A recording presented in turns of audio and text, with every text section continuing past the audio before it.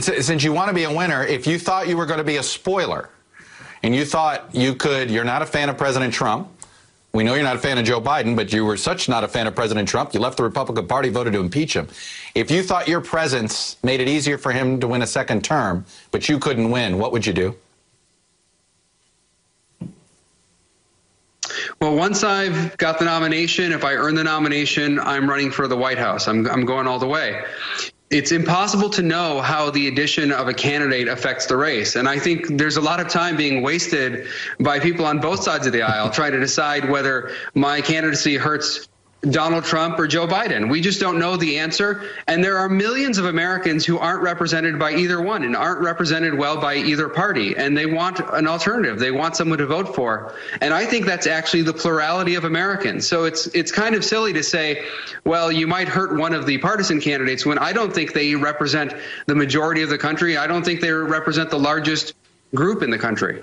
It's not that we're sure Justin Amash's candidacy as a libertarian would get Trump elected, it's that we're not sure that it won't. And when the downside is another Trump term, that's not a risk that we're willing to take. And look, he's right, that there's no way we can be sure how his candidacy would impact the race until we vote. But at the very least, we do have data from 2016 that we can look at. And while things have certainly changed since 2016, this is still the most up-to-date information that we've got. And the primary lesson from 2016 is that it was Trump who benefited from right-wing third-party candidates. Let's consider three important swing states: Pennsylvania, Wisconsin, and Michigan. The difference between third-party voters from 2012 to 2016 was massive. In Pennsylvania, over 135,000 more people voted third-party in 2016 than in 2012. Trump won that state by 44,000 votes. In Wisconsin, 123,000 more people voted third party than in 2012. Trump won that state by 22,000 votes. And in Michigan, 165,000 more people voted third party in 2016 than in 2012. And Trump only won that state by 10,000 votes. Those are massive increases in turnout in one single election cycle for right-wing third-party candidates.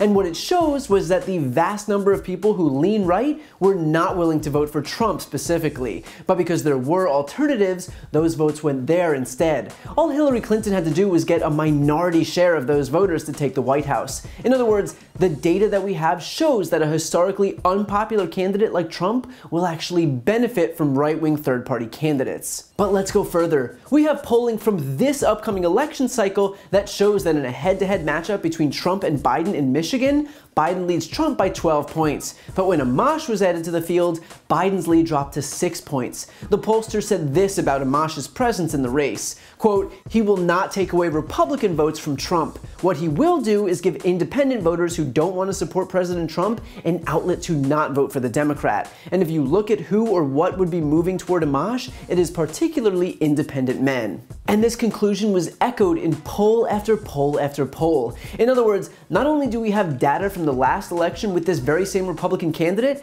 but actual voters today with all three of these candidates specifically have proven that the presence of Justin Amash breaks in Trump's favor. And by the way, I know that there will be a libertarian candidate regardless, but there's something to be said for Justin Amash's prominence. After becoming the only Republican to vote to impeach Trump, to then get excommunicated from his party and then change his affiliation to independent, clearly he's well known, meaning that running as a third-party candidate would benefit from his prominence. So yes, there is a difference between just anyone running as the Libertarian nominee versus someone as well known as Justin Amash. But most importantly, consider this. If nothing else, we've watched over the last 4 years as the GOP has devolved into nothing more than a cult of personality for Trump. They have gleefully discarded every pretense about being pro-life or family values or whatever other fronts they had tenuously propped up. So when Republicans are a solid bloc that has already shown it will rally behind Trump no matter what he does, then the left can't afford to be a loosely knit coalition of interests that can be divided by anyone, even if that person is from the Tea Party. Because again, Amash won't take votes away from Trump, he'll just give non-Trump voters an excuse to not vote for the Democrat.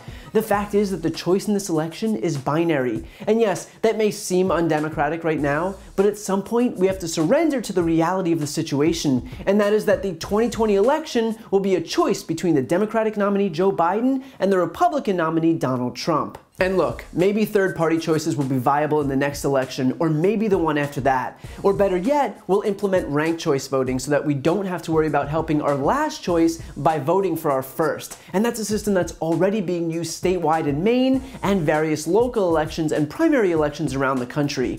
That is a good system that would solve the issues we're facing right now. But our focus right now is on November 3rd, 2020, and this time around, it is a two-person race. And we can either kid ourselves about the theoretical significance of having lots of choices, or we can operate in the confines of reality to try and win this race and save this country from what would be another unthinkable turn by Donald Trump. So while this may seem slightly undemocratic right now, ultimately, we need to think about this in terms of saving our democracy outright. So if the goal is to deprive Trump of a second term, which even Justin Amash himself has said is his intention, then the solution here isn't to be a spoiler, it is to support the Democratic nominee facing off against Trump.